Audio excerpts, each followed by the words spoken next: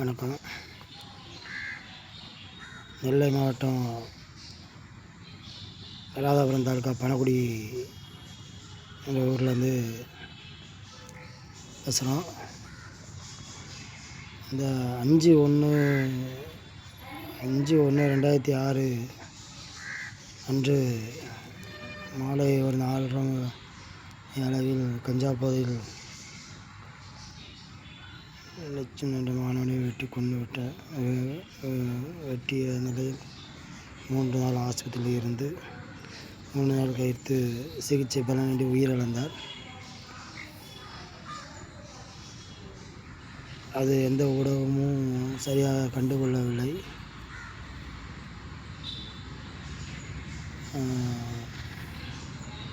நம்ம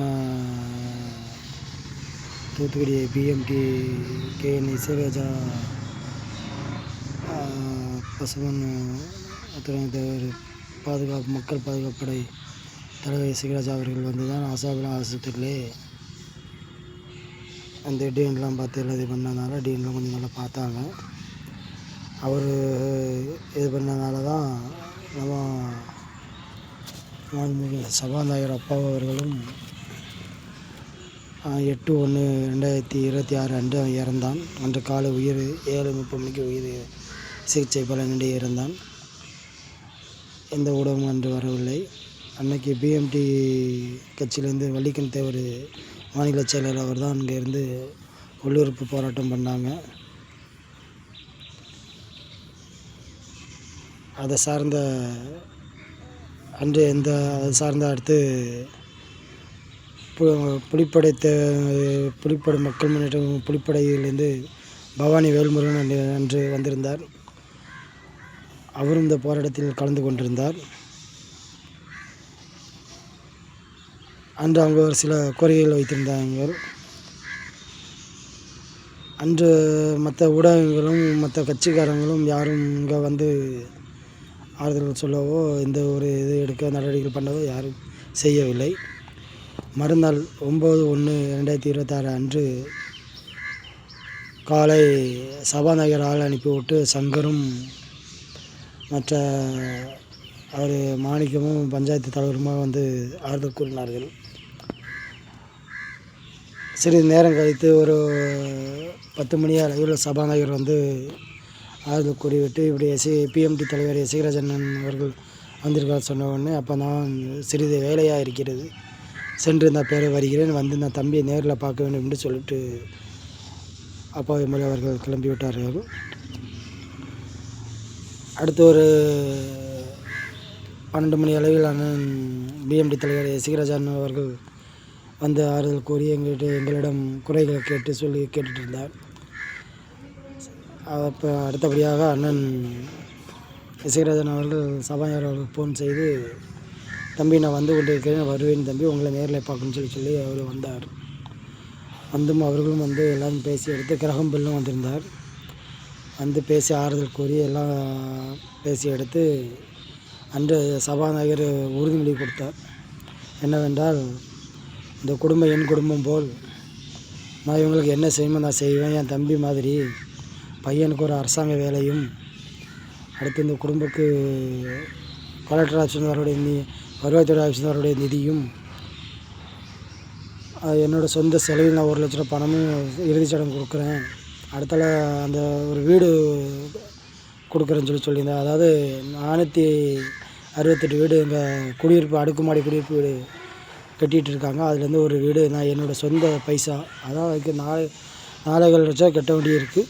அந்த 4 லட்சம் என்னோடய சொந்த பணத்தை கொடுத்து நான் கட்டி அவங்களுக்கு அந்த வீடு வாங்கி கொடுக்குறேன்னு சொல்லி வாக்குறுதி கொடுத்துருந்தார். எனக்கு ரகாம்பலும் கூட இருந்தார், புலிப்படைத்தவர் பவானியனும் கூட இருந்தார். இவங்க முன்னிலையில் அவர் வாக்குமூலம் கொடுத்து வீடியோ ஆதாரமும் எங்ககிட்ட இருக்குது. ஆனால் 45 நாள் 50 நாள் தாண்டி எங்களுக்கு எந்த ஒரு உதவிகளும் எந்த ஒரு இது எங்களுக்கு கிடைக்கவில்லை.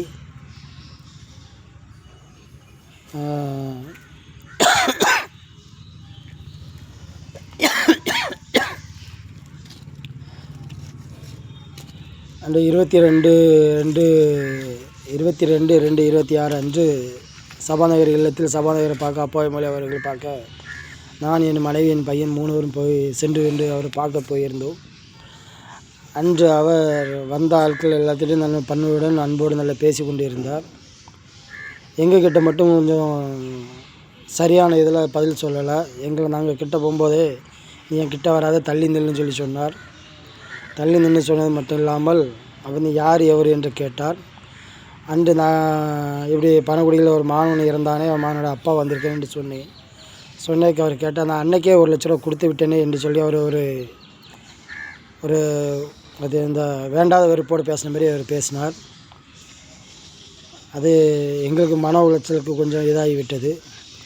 அப்புறம் அன்றைக்கி இங்கே குடியிருப்பு வீடுக்கு அப்பாயின்மெண்ட்டு காப்பி கொடுத்துக்கும்போது நீ ஏன் வரவில்லை என்று கேட்டார். அந்த மீட்டிங் நடத்துனது கூட எனக்கு யாரும் தகவல் கொடுக்கல. எனக்கு யாரும் என்கிட்ட எதுவும் சொல்லவும் இல்லை.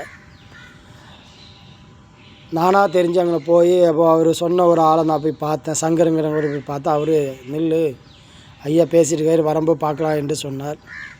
ஐயாவும் பேசி முடிச்சுட்டு கண்டு காணாமல் இறங்கி போய் விட்டார்கள். அடுத்தபடியாக நான் சங்கரை பார்த்து என்ன செய்யணும்னு கேட்டால் அப்போ ஆரையை கூப்பிட்டு ஆரையிட்ட அவருக்கு என்ன உண்டு நீ எழுதி கொடுங்க, நம்ம எல்லாம் ஐயாட்ட சொல்லி பேசிக்கணும்னு சொன்னார். நான் ஆர்ஐ மூலிமா எல்லா வீடுகளும் எழுதி கொடுத்து விட்டேன். இதை நான் ஐயாவிட சொல்லும்போது ஐயா ஏய் நீ என்னெல்லாம் பார்த்துருக்குன்னு சொல்லி ஒரு மாதிரியான ஒரு மரியாதை குறைவாக என்னை பேசினார். அது எனக்கு மன உளைச்சலுக்கு ரொம்ப இதாகி போச்சு. கேட்க ஆள் இல்லைன்னு சொல்லி அவங்க நினச்சிட்டாங்கன்னு நினைக்கிறேன். ஆனால் எனக்கு சபாநாயகர் என்னுடைய வீட்டில் என் சொந்தம் என் குடும்பம் அவங்களுக்கு என்ன உண்டு என்ன பண்ணணும் ஏது பண்ணணும்னு எல்லாம் நான் பார்த்துக்கிட்டு வாக்குறுதி கொடுத்த சபாநாயகர் ஐயா அன்றைக்கி பேசின மாதிரி இன்றைக்கி பேசலை.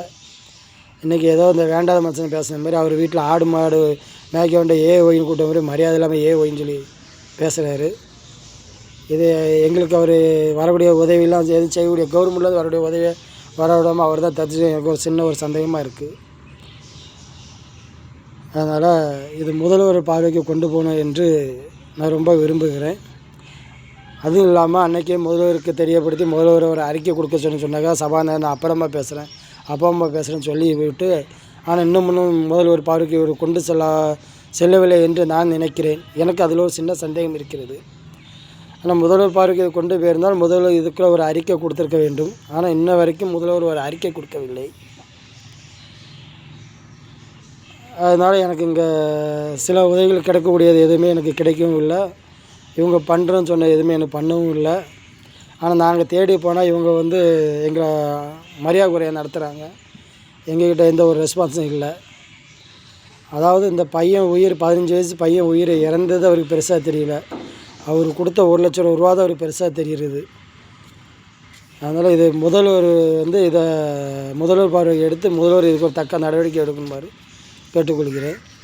அதேமாதிரி சபாநாயகர் அவர் வீட்டில் வச்சு எங்களை தரவரவை பேசினதுக்கும் சபாநாயகரை முதல்வர் இதை கேட்கும்படி அவர் இதை கேட்கும்படி நாங்கள் கேட்டுக்கொள்கிறேன்.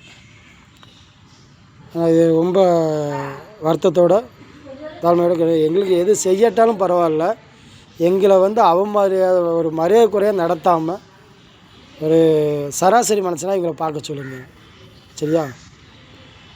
ஆனால் அன்றைக்கி அவர் பேசின விதம் ஒன்று, இன்றைக்கி அவர் நடந்துக்கிற விதம் ஒன்று. ஆனால் சபாநாயகராக இப்படி பேசாங்கிற இதுக்கு எங்களுக்கு ஒரு அர்த்தம் இருக்குது. ஆனால் இன்றைக்கி எனக்கு நடந்த மாதிரி நாளைக்கு எந்த ஒரு மக்களுக்கும் நடக்காதவர்களுக்கு முதல்வர் இது கண்டிஷனாக இதை ஏற்று அதுக்கு தக்க நடவடிக்கை எடுக்குமாறு தாழ்மையோடு கேட்டுக்கொள்கிறேன். இது நெல்லை மாவட்டம் பழகுடி லட்சுமி 15 வயசு பையன் என்னோடய அப்பா மாரியப்பன் பேசுகிறது. இது முதல்ல கண்டிப்பாக இதை எடுத்துக்க கொள்ளுமாறு தாழ்மையோடு கேட்டுக்கொள்கிறேன்.